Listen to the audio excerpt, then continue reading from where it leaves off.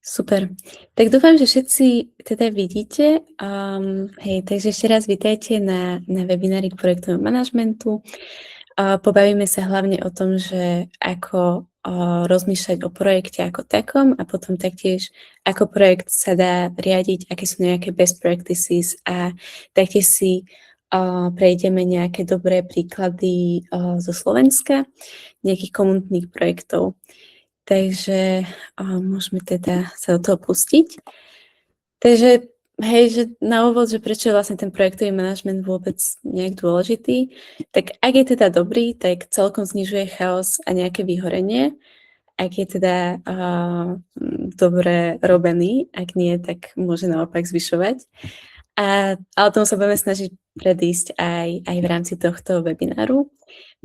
Taktiež zvyšuje pravdepodobnosť, že vaša aktivita alebo váš nápad bude mať nejaký dopad alebo impact. Taktiež pomáha efektívne využívať obmedzené zdroje a podporuje dôveru v tíme a v komunite, ak teda tam prebieha dobrá komunikácia. A o tomu sa tiež povenujeme. Čo je to vlastne ten projekt? Lebo viem, že niektorí a niektoré možno máte ešte neúplne nejaké rozsiahle skúsenosti s projektovým manažmentom, takže by som to takto išla od nejakého základu. Takže projekt to je nejaký nástroj na dosiahnutie cieľu alebo zmeny. Taktiež dôležité je časovo ohraničený a treba s tým počas projektu aj počítať. Má byť jednoznačne priaditeľný, takže má mať nejakého vlastníka, niekto, kto je za projekt zodpovedný. A taktiež má obmedzené zdroje, či už finančné, materiálne, ľudské alebo časové. A potom je veľmi dôležité poznať rozdiel medzi projektom a aktivitou. Vlastne projekt je komplexný súbor aktivít alebo proste nejaký nástroj na dosiahnutie toho cieľu alebo zmeny.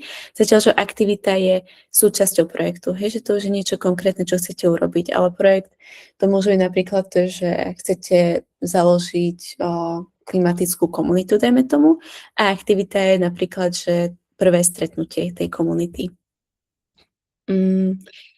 Potom je veľmi dôležitý ten logický rámec projektu, vlastne poznať tie jednotlivé milníky v rámci projektu, ktoré sú podstatné. Jednak to je ten input, to sú investované zdroje, ktoré do projektu dávate. Napríklad to môže byť, hej, že finančný, že je nejaký grant, ktorý je na 5 000, nejakí experti alebo dobrovoľníci. Potom tam sú, hej, že vznikajú potom tie aktivity, to je to, čo sa v projekte reálne robí, hej, že to môže byť v tomto prípade, tu mám uvedený príklad, že organizovanie susedskej brigády, výsadba stromov alebo nejaký workshop. Potom sú výstupy, teda čo sme doručili, a to môže napríklad, hej, že niečo také hmatateľnejšie alebo niečo kvantifikovateľné. A to už môže či už hej, niečo hmotné, že ste vysadili stromy, alebo že ste urobili nejaké workshopy. Potom výsledky, tie popisujú, čo sa zmenilo, že napríklad susedia sa starajú o stromy, alebo sa zvyšila informovanosť. A potom dopad, to je niečo také dlhodobé, že aký je ten dlhodobý zmysel. A to je práve, že napríklad zvýšenie biodiverzity alebo lepšie duševné zdravie obyvateľov, či príspevok k lokálnej klimatickej adaptácii. Tu by som sa rada zastavila, lebo niekedy sa to môže mýliť, že čo je vlastne ten výstup, čo je výsledok a čo je dopad. Tak len aby sme si to nejak zadefinovali, tak výstup je niečo kvantifikovateľné, čo sa podarilo vďaka projektu alebo súboru aktivít dosiahnuť. A môže to byť aj výstup z jednej aktivity. Potom to sú výsledky, že to, čo sa konkrétne zmenilo, a potom dopad to už niečo také dlhodobé. To je nejaký logický rámec projektu, ale pri plánovaní projektu vlastne tá línia je naopak, že vlastne najprv sa zamýšľame nad dopadom, potom nad čo môžeme vlastne týmto docieliť, potom na konkrétne nejaké výstupy a na aktivity. Takže, ale to si prejdeme ešte neskôr v rámci tohto webináru, len aby ste mali na pamäti, že tá logická štruktúra pri výkone toho projektu, pri rozmýšľaní o projekte je trochu iná ako ten logický rámec. Dobre, išla by som v tomto momente ďalej a hej, ak budete mať nejaké otázky, tak môžete sa opýtať, že vieme to keď tak vystrihnúť, po prípade ideálne asi na konci, že by sme si ich všetky prešli. prešla by som tak ďalej. Nejaké hlavné parametre projektu, takže je to aj taký neviem, trojbod, že je to rozsah, čo treba urobiť, potom je to čas, ktorý je potrebný na realizáciu aktivít a potom sú tu zdroje, ľudské, finančné, materiály. To sú také tri hlavné piliere pri projekte, na čo treba stále myslieť a na čím sa treba zamýšľať. Potom prejdeme ďalej k cyklusu projektu. Teraz, hej, že si prechádzame skôr také tie teoretické časti projektu, ale budeme na nich nadväzovať aj v praktickej rovine.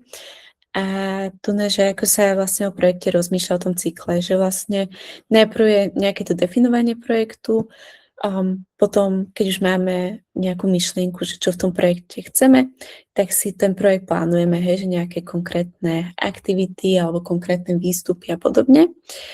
Potom je tá realizácia projektu, to je, keď už ten projekt reálne, že robíte.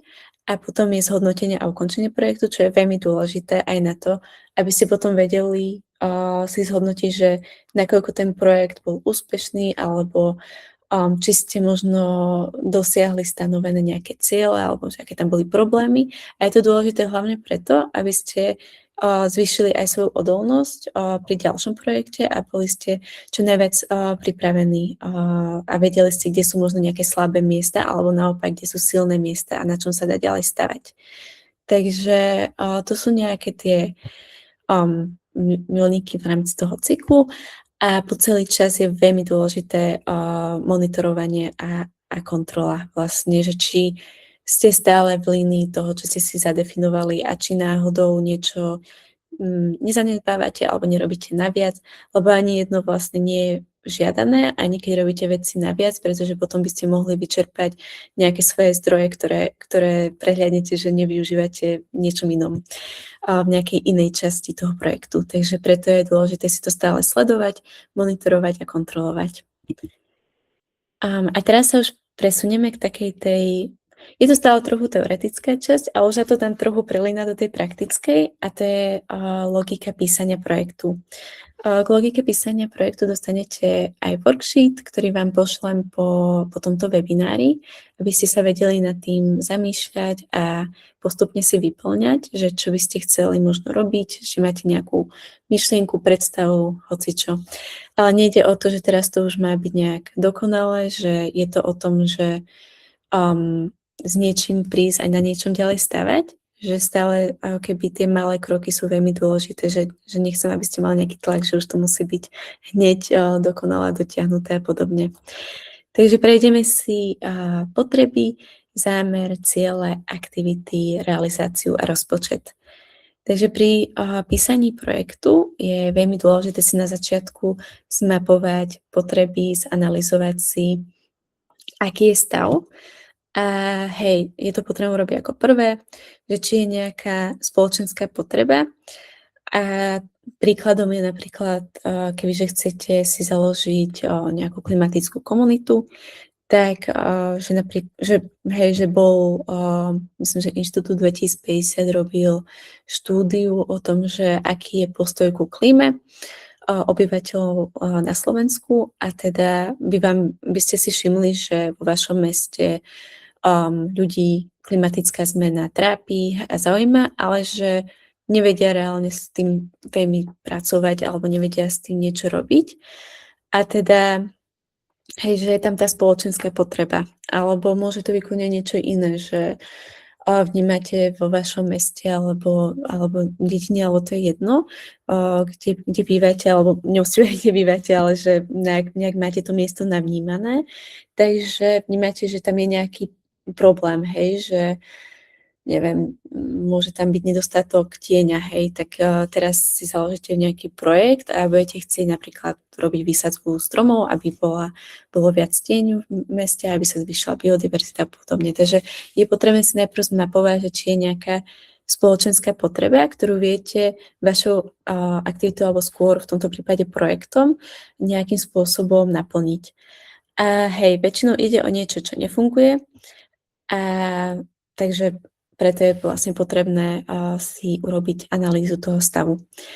Veľmi kľúčoví sú aj partneri a nejakí hej, kľúčoví aktéri, že s kým by ste mohli spolupracovať, lebo je to celkom náročné ako keby byť na projekte sám, sama. Takže je dosť kľúčové si ako keby to všetko zmapovať, že s kým by som tu mohla alebo mohol spolupracovať a k tomu tu môže byť partner. Môže to byť niekto, kto sa už danou témou zaoberá, alebo tiež, neviem, že už mali nejaký taký projekt v minulosti a podobne, že mali to ideálne niekto so skúsenosťami, alebo aspoň s záujmom o danú tému, chce s tým niečo robiť. Napríklad pri, hej, klimatických komunitách to môže práve Klimate potrebuje. A tu sú potrebné otázky, kde, s kým, kedy, prečo a pre koho.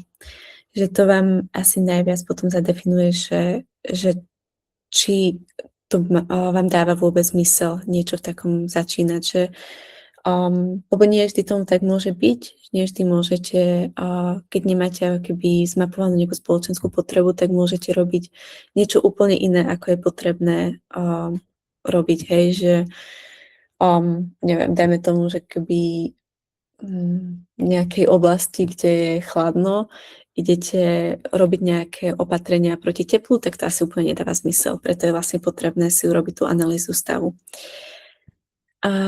No a čo sa týka, že pre koho, tak to je cieľová skupina.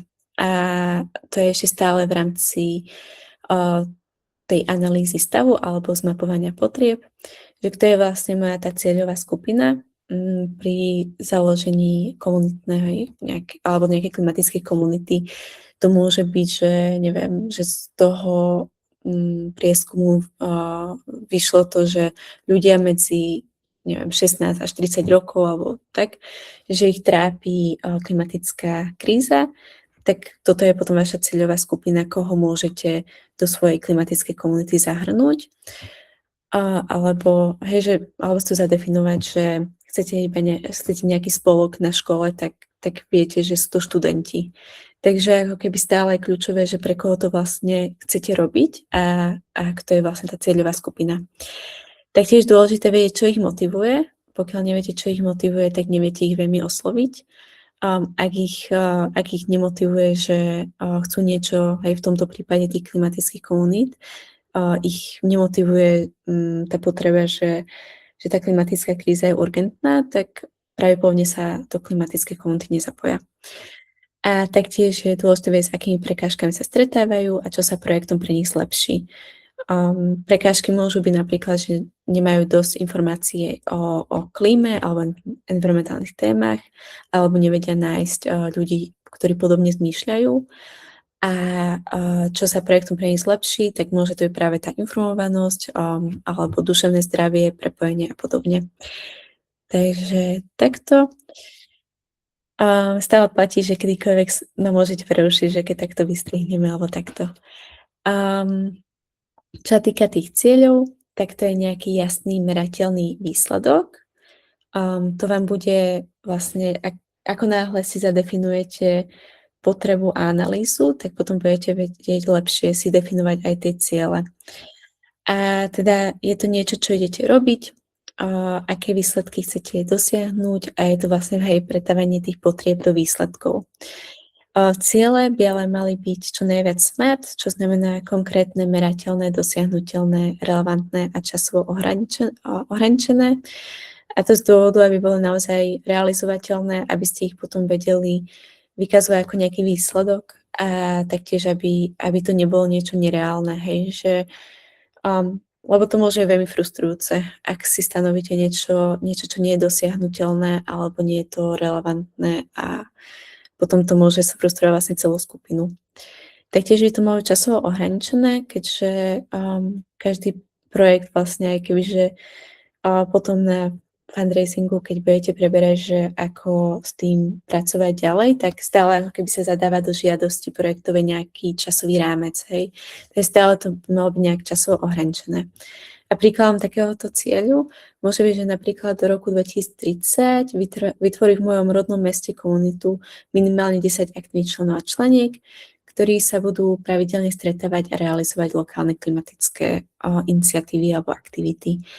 Ono by bolo fajn, kebyže to ešte jest trochu viac konkrétne, lebo že možno, že aké lokálne klimatické aktivity, ale tak to je to tiež v poriadku. Potom čo sa týka tých aktivít, tak to je vlastne rozloženie cieľa na nejaké konkrétne prvky, na nejaké konkrétne kroky, ktoré chcete urobiť. A to je vlastne, že aj definuje to, ako to idete robiť a majú prispievať k naplneniu cieľa. To je veľmi dôležité, že aby tie aktivity boli stále v súlade s cieľom celého projektu a aby sa to navzájom podporovalo, že malo by to byť logicky naviazané a taktiež hej, že aby ste nerobili niečo úplne mimo cieľa, mimo projekta. A môže to napríklad, že zorganizovať stretnutie komunity alebo vypracovať komunitný handbook napríklad. Potom sa už dostávame ku realizácii, ale ešte sa pristavíme pri tom, že skôr plánovanie tej realizácie. A teda je to nejaký časový plán, ktorý má mať logickú postupnosť, má byť identifikovaná tá závislosť medzi aktivitami a ide o to, že kde, čo, kedy, ako. A hej, a to sme sa bavili, že má byť to vlastne nadväzné na ciele. Takto napríklad môže vyzerať Gantt chart, že keď máte aj nejaký projekt, tak je to fajn si to takto možno aj zvizualizovať, že kedy čo chcete urobiť. Môže to byť po mesiacoch, môže to byť po týždňoch, že to už je na vás podľa toho, že koľko časovej dotácie na daný projekt potrebujete. A nejaká tá postupnosť je, že najprv je nejaká príprava obsahu projektu, potom to môžete keď tak skonzultovať s niekým, kto máte informáciu, že sa do danej témy vyzná nejak hlbšie. Potom je to nejaká príprava podrobného projektového plánu a oslovanie externých spolupracovníkov, partnerov a kľúčových aktérov. Hej, a potom už je to ako keby na vás, že to závisí dosť od daného projektu. Môžete potom, hej, že my sme mali že sme mali aj prvé stretnutie týmu externých pracovníkov, potom sme mali, že keď sme to mali ten projekt nejak, že s mestom, tak potom, ak sme chceli s mestom na danom projekte spolupracovať, tak sme si museli naplánovať aj predstavenie projektu na mestskom zastupiteľstve. Hej, potom je to nejaká komunikácia s mestom, implementácia projektu a záverečná fáza projektu, čo je vyhodnotenie a reportovanie. A také, akože nie je to pravidlo, ale je to možno nejaké good practice. Je to, že je fajn, keď máte nejaké spriateľné organizácie, ktoré tiež riešia podobnú tému a s ktorými chcete do budúcna nejak spolupracovať, tak je celkom fajn mať aj shadow process s nejakou komunitou ďalšou alebo s nejakými partnermi a podobne. Toľko ku Gantt chartu. A ten Gantt chart je veľmi fajn vlastne na plánovanie a na to, aby ste mali taký prehľad o danom projekte. No a potom veľmi, veľmi dôležité je mať rozdelené jasné role a zodpovednosti, aby každý v danom projekte vedel, za čo zodpovedá a aby boli jasne rozdelené tasky.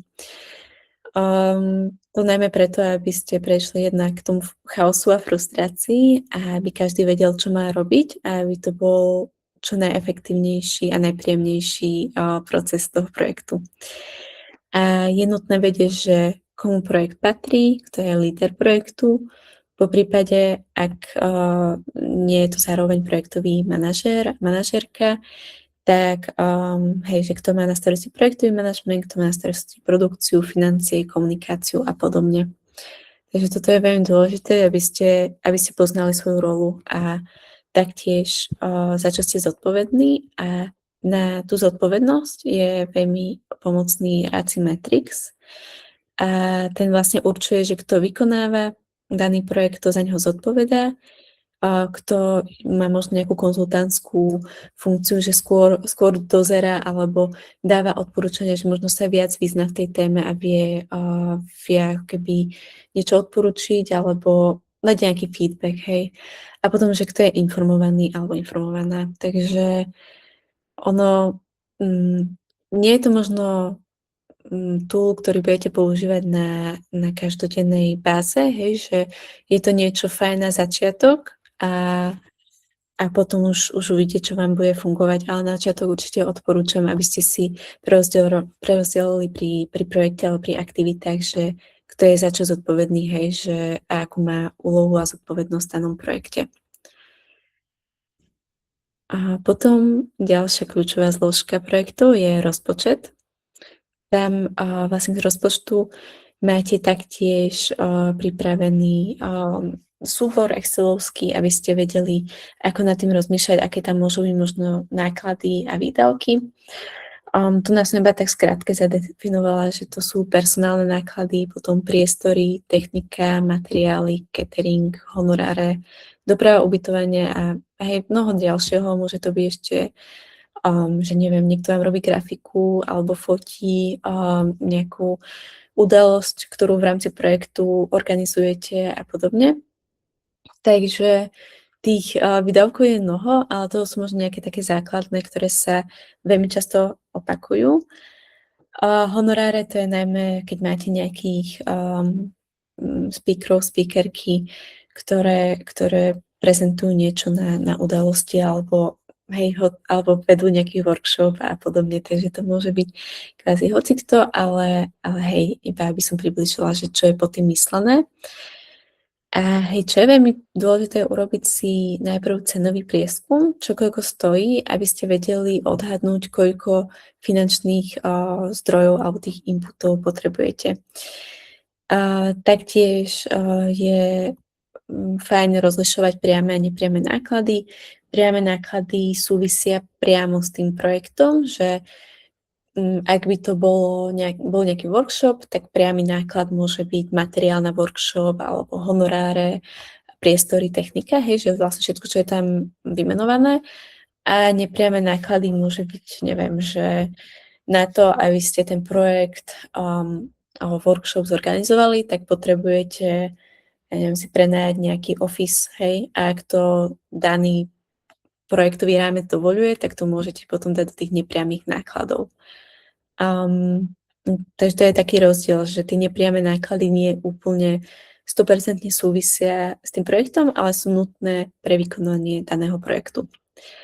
A veľmi dôležitá je transparentnosť, aby ste, hej, že nemali nejaké dvojité financovanie, alebo a taktiež, že pri projektu veľmi dôležité, ak máte nejaký grant alebo niekto, kto vám to financuje, tak vlastne uvádzať transparentne, že odkiaľ tie financie pochádzajú. Jednak to často vyžadujú aj v rámci nejakých grantových možností, ale taktiež je to fajn pre vašu kredibilitu a pre verejnosť, že verejnosť často zaujíma, že z čoho je to financované a podľa mňa je veľmi dôležité, aby to bolo aj transparentne komunikované. Hej, že takto veľmi zjednodušene môže vyzerať rozpočet. V tabuľke, ktorú vám ešte pošlem, tak to budete mať dosť detailnejšie rozpísané, ale ako nejaký taký základný prehľad.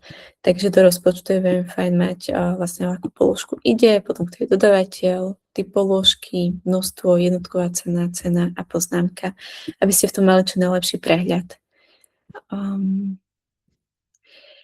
A potom sa dostávame ešte ku risk managementu. Tu je na začiatok dosť podľa mňa prínosná SWOT analýza. Asi ju aj mnohí poznáte. Ide o to, že identifikovať si silné, slabé stránky projektu, príležitosti a hrozby. A to z toho dôvodu, aby ste ich poznali ešte predtým, ako do projektu idete a vedeli sa na možné príležitosti alebo rizika pripraviť, po prípade, hej, keď sú nejaké slabé miesta, tak aby ste s ním vedeli pracovať. A dáva to, akože myslím, že vám to dá väčší kľud a taký nadhľad nad tým projektom, že do čoho sa vlastne púšťate. A hej, veľmi dôležité je to neovertinkovať, hej, že je dobré si to zadefinovať, ale netreba to preháňať, čiže aby ste nešli do veľmi málo realistických nejakých scenárov, takže lebo to vám iba zbytočne zozvierie čas. Takže potom v rámci risk managementu, hej, je fajn si potom určiť tú pravdepodobnosť, no, že vlastne má to byť niečo, čo je pravdepodobné, môžete si kľudne zadefinovať aj menej pravdepodobné, len sa tým veľmi nezaoberajte, že iba si napíšte, ja neviem, že tam je pravdepodobnosť do 10% alebo tak, ale že veľmi sa v tom nezasekávajte. A hej, a potom sú tie preventívne opatrenia, ktoré je fajn si zadefinovať, aby ste vedeli, čo robiť, ak daná hrozba naozaj nastane. Hej, a potom tá udržateľnosť a následné aktivity, tak to je niečo, čo je taktiež kľúčový prvok. Ja chápem, že tých kľúčových prvokov je viacero, ale snažím sa vám vlastne prezentovať iba tie kľúčové, aby som vás nezahlcovala veľmi takými nejakými, neviem, neúplne podstatnými vecami.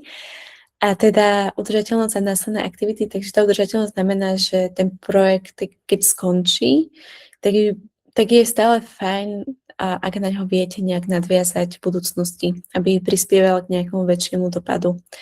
A vlastne vtedy je si dôležité zadefinovať, čo sú ďalšie kroky, aby vlastne po skončení daného projektu to nezostáva bez šuflíku a teda máte nejaký projekt a vlastne už nic s ním ďalej nerobíte. Je dobré na tom stávať. Keď ste tomu venovali čas a energiu a zdroje, tak je fajn vedieť na tom ďalej stávať a nenechať to iba takto plávať. A taktiež je dobre si zadefinovať, že vlastne ako spoznáte, že projekt bol úspešný, lebo niekedy tie projekty, keď skončia, tak je to iba, že akože zase opadne iba ten možno stres a že fajn, že potom, ale že keď nemáte definované, že ako vlastne spoznám, že ten projekt bol úspešný, tak to môže potom viesť ku vyhoreniu, ak to vlastne neviete nejak si zadefinovať, že čím bol ten projekt úspešný. A na to je veľmi dobre si stanoviť indikátory toho, že ako spoznáte, že ten projekt úspešný vlastne bol. A teraz sa už dostaneme k riadeniu projektu. Tu sa budeme venovať hlavne transparentnej komunikácii a tie roly a zodpovednosti sme si už prebrali. Oni sú vlastne kľúčové aj pri tom riadení, ale aj predtým, ako do projektu idete, tak je fajn vedieť, že kto bude za čo zodpovedný, aby nenastalo počas projektu, že vlastne nejakú úlohu nemá kto robiť. Takže tomu sa teraz venovať nebudem tým rolám zodpovednostiam, ale je dôležité stále na to dbať, aby boli dodržiavané.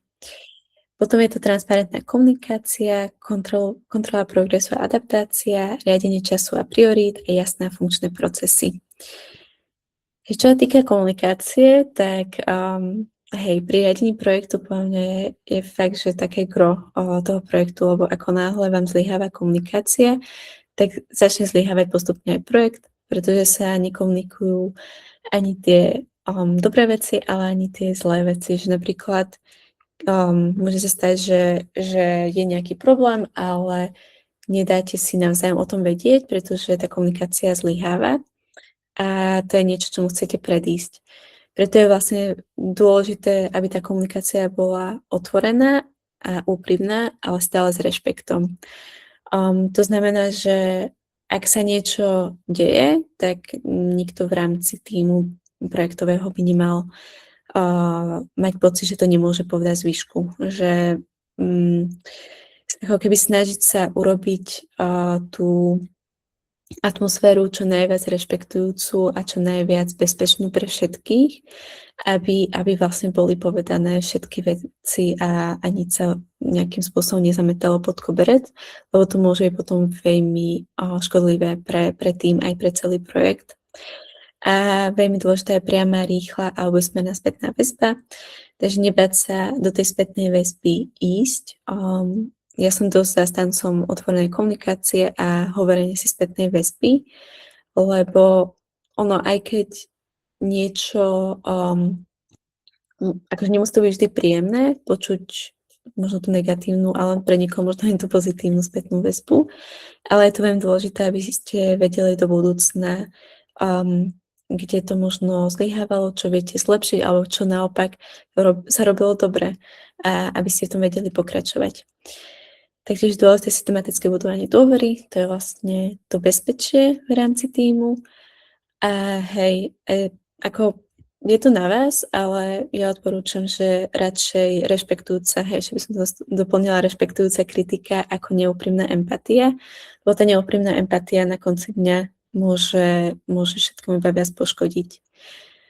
A pri kritike je veľmi dôležité byť konkrétny, presne pomenovať, nehovoriť iba, že toto je zlé, alebo toto je dobré, ale pomenovať, že čo konkrétne je zlé alebo dobré, hej, že povedať, že neviem, že napríklad táto grafika je super urobená, páči sa mi to a to, alebo naopak to táto sa nepáči, že fakt, že konkrétne to pomenovať, lebo vlastne keď sa povieš niečo iba tak všeobecne dobré alebo zlé, tak vlastne nevieme, že čo na tom konkrétne je dobré alebo zlé, takže preto je to veľmi dôležité aj pre prechod týmu a efektivitu. Potom ďalej je kontrola progresu a adaptácia. To veľmi súvisí aj s tým, že ako si stanovujete tie indikátory, že projekt je úspešný alebo smeruje k úspešnosti, a ak náhodou nesmeruje, takže čo môžete urobiť, aké sú tie preventívne opatrenia, ktoré ste si možno identifikovali v rámci toho risk managementu a SWOT analýzy. Má to byť priebežné, je potrebné si nastaviť metriky a indikátory hodnotenia. Hej, a vlastne, aby bola zaručená nejaká flexibilita pri zmene okolností. To sa veľmi ťažko aj robí, vlastne tá flexibilita nevždy proste je dosiahnuteľná, ale je potrebné, aby vlastne ste boli na to pripravení, že veci sa môžu meniť, a práve to si viete identifikovať cez tú schodku alebo cez risk management ako taký. Potom ten časový manažment a prioritizácia. Hej, tak ako už pri tej flexibilite som spomenula, tak niekedy môžu prísť neočakávané okolnosti a vtedy je veľmi dôležité poznať svoju rolu, za čo je človek zodpovedný a ktorá úloha je priorita, akú má urgenciu. Že ak príde nejaká neočakávaná okolnosť, tak je veľmi dôležité, že ak máte, neviem, vyreportovať niečo do 3 dní a príde nejaká neočakávaná udalosť do toho, tak budete asi riešiť to reportovanie, nebudete riešiť, ja neviem, písanie ďalšieho projektu, na ktorý máte deadline mesiac ešte, hej, že keby to som dala dosť taký vágný možno príklad, ale že myslím, že to kroje asi je pochopiteľné, že iba treba vedieť, že čo má teraz prioritu a čo môže počkať, ak príde k tomu nejakej neočakávanej okolnosti. A taktiež je fajn poznať, koľko času úloha vyžaduje. Takže dosť odporúčam, že zapisovať si hodiny, ktoré venujete danej aktivite alebo úlohe. Nie je to preto, že teraz nejaká kontrola a sledovanie a podobne. Je to skôr preto, aby ste vedeli, že koľko času vlastne daná úloha potrebuje a aby ste potom vedeli aj lepšie s touto informáciou pracovať aj do budúcna. A veľmi fajn projektové nástroje, ktoré my používame, také Monday, ClickUp, Freelo, že to sú možno nejaké nástroje, ktoré mi z prvej napadajú, a vlastne tam si viete aj trackovať čas, ktorý venujete danému tasku alebo danej aktivite, a tiež si to viete pekne rozhodiť a zadefinovať zodpovednosti a dokedy je deadline a podobne. Takže to sú nejaké také šikovnejšie nástroje. A potom sa dostávame k procesom, ktoré potrebujú byť tiež jasné a jednoznačné. Všetci by im mali rozumieť a dodržiavať ich a majú byť zmysluplné. Tu sa dosť odporúča, aby ste sa vyvarovali nejakým veľmi komplexným a komplikovaným procesom, hlavne zo začiatku, ak pôjdete do nejakých projektov alebo budete nejakú aktivitu plánovať, tak je veľmi dôležité, aby neboli veľmi komplikované, lebo sa v tom potom môžete aj sami stratiť. A teraz sa už dostávame ku príkladom dobrej praxe.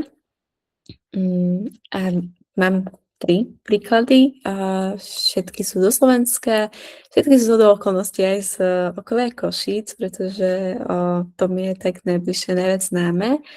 A teda, hej, prvým takým dobrým príkladom je komunitná záhrada na Súti pod Nadvor. Vlastne tento projekt bol, oni vlastne urobili to, že nemali, hej, že urobili komunitnú záhradu na mieste, kde boli iba garáže a teda využili to na to, aby urobili komunitnú záhradu. Iniciatíva Poď na dvor sa vlastne spojila s mestom a s nimi vlastne rokovali o tom, že túto plochu chcú využiť na to, aby tam mohla byť komunitná záhrada a aby mohli spojiť komunitu. Hej, a slúži komunite aj verejnosti. A teda ako ten projekt funguje, tak hej, že premenili zanedbaný priestor na komunitnú záhradu, taktiež tam vybudovali vyvýšené záhony a spoločné priestory. Tá starostlivosť o tú záhradu prebieha na dobrovoľnej báze, že robia to vlastne dobrovoľníci a organizujú sa tam komunitné stretnutia, workshopy a susedské podujatia. A toto je dosť taký príklad dobrej praxe, pretože majú aj veľký dopad. Jednak je to posilnenie susedskej komunity, jednak je to biodiverzita v meste, pretože táto komunitná záhrada je vlastne umiestnená v takej dosť centrálnej časti Košíc a vlastne priniesli viac zelene a viac biodiverzity do centra. Taktiež tam prebieha vzdelávanie o udržateľnom pestovaní alebo sadení alebo starostlivosti o rastliny a stromy a podobne. A hej, a je to vlastne príklad, ako aktívne zapojiť obyvateľov do starostlivosti o okolie. Takže to je celkom fajn príklad aj na margo toho, že tá komunitná záhrada vlastne vznikla vďaka dlhodobej spolupráci s mestskou časťou Košice Sever a taktiež na základe dialógu s mestom Košice. Takže to je taký dobrý príklad komunitného projektu, ktorý vznikol v spolupráci aj s mestom alebo po nejakom dialógu s mestom. Ďalší taký príklad dobrej praxe je vlastne Cyklodobro v Cyklokuchyni. Je to vlastne komunitná cyklodielna, ktorá zbierala staré alebo nepoužívané bicykle a dobrovoľníci ich následne opravili a pripravili na používanie. Následne boli darované na Ukrajinu, kde pomohli ľuďom s každodennou mobilitou počas vojny. Projekt vlastne fungoval tak, že zozbierali darované bicykle od verejnosti, potom robili komunitné workshopy, kde opravovali bicykle s dobrovoľníkmi, taktiež ich zoservisovali a pripravili na používanie a následne sa spoločili so zahraničnou, teraz nie som istá, ako sa volala, ale so zahraničnou tiež nejakým občianskym združením, ktorý vlastne tieto bicykle na Ukrajinu dopravil. Takže to je tiež veľmi dobrý príklad, že jednak je tu komunitný projekt, ktorý ale prebiehal na základe zmapovania aj nejakých externých partnerov, s ktorými následne spolupracovali na dobrej veci komunitnej.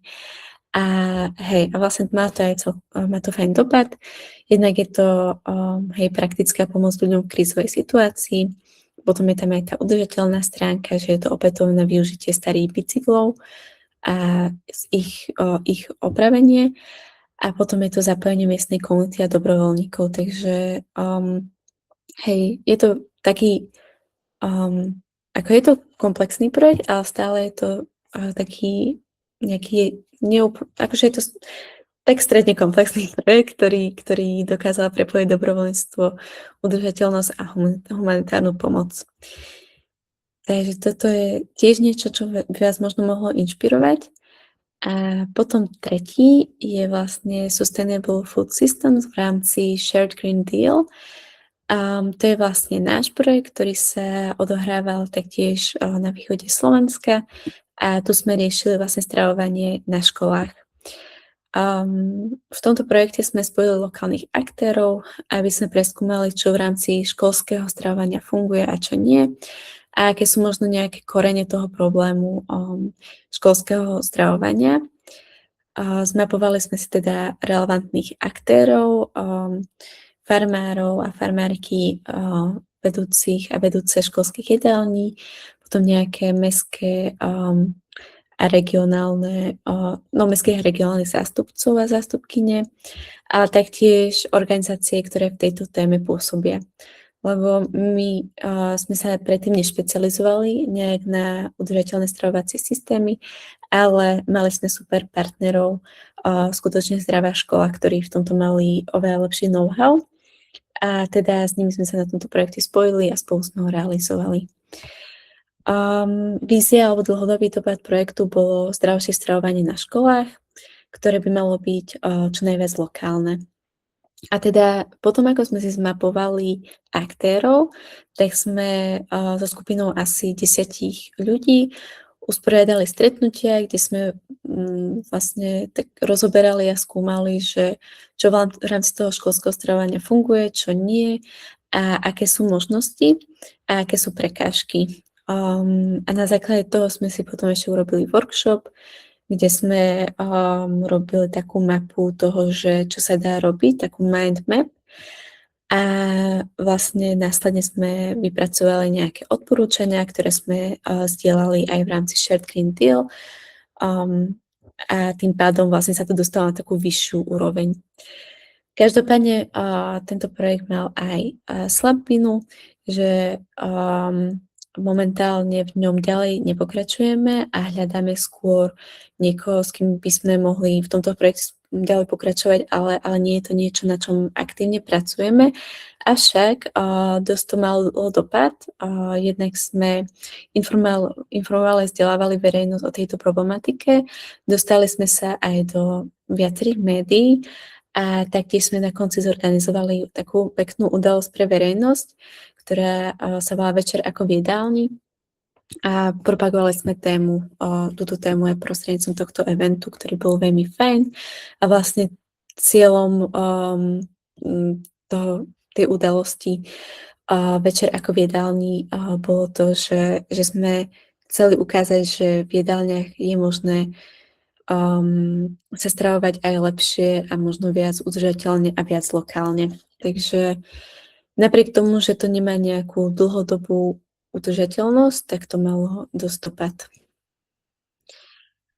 A teraz by som už prešla do konkrétnych, praktickejších vecí.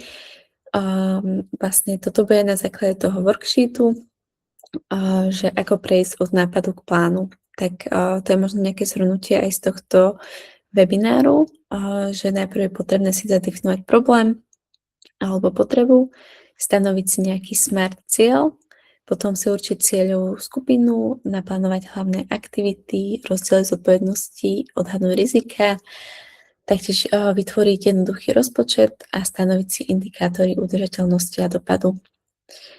A to je už všetko v rámci tej nahrávacej časti. Teraz by som už prešla ku vám, že možno, že viem, že to bolo celkom z rýchlika, ale veľmi ma zaujíma to, že čo si z tohto celého možno, či si niečo vôbec z tohto celého odnášate, čo by ste možno chceli aplikovať do ďalších 30 dní, a či máte možno nejakú myšlienku alebo ideu, že aký projekt by ste chceli začať plánovať. Takže teda